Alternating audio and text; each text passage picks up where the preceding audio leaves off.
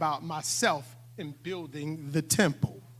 So my brothers and sisters, as we pause and give consideration to the progress of this post-pandemic season in which we are in, I believe that there is a great war that is going on in the realm of the Spirit.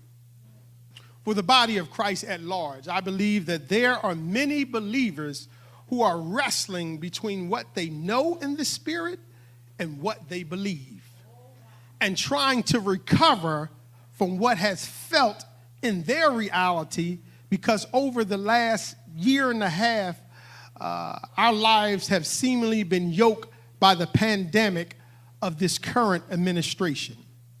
While many have survived and are surviving and are moving forward, I believe that it is the very church that is wrestling with fully realigning after what has felt like a very godless season.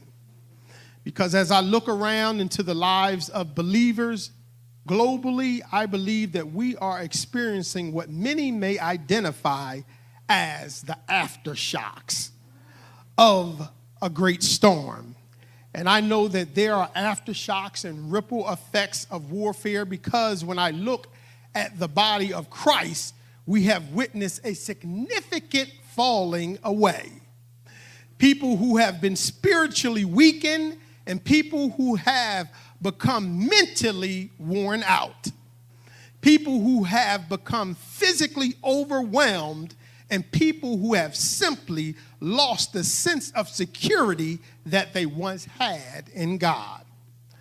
I believe that there is a great aftershock among the Christian church, because even when we come into worship, we are still struggling to find reasons to lift our hands in gratitude. And after all that God has blessed us with to come through, after all of the amazing works that he has done in our lives, I expected there to be a revival of fresh fire in the land.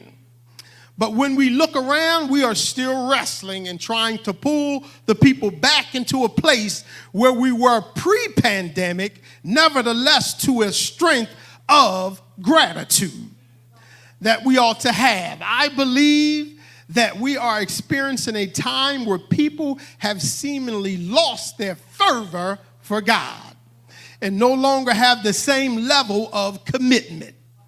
And you still got to push and pump people to jump back into the flow of their faith. Many, even on today, still haven't returned to the place of worship and have forsaken the assembling of themselves, and they identify as having felt a way about returning to church, but they can return to any and everything else. I got a problem because many people have become disconnected from the body and even from God because of the toll of what has felt like one of the greatest spiritual battles that we have ever seen in our lifetime. Because for many, going through a period such as this felt like there was no God to be found. And some still haven't fully recovered everything that they lost post-pandemic. Some have not recovered because they have spiritually have become engulfed in the warfare of coping with what they should be casting, trying to kick new habits and challenges that were picked up, and others simply question their faith because of the trying in this fire. But all in all, I believe that we are in a season where the weight of what we have come through still has many in the body of Christ in a chokehold.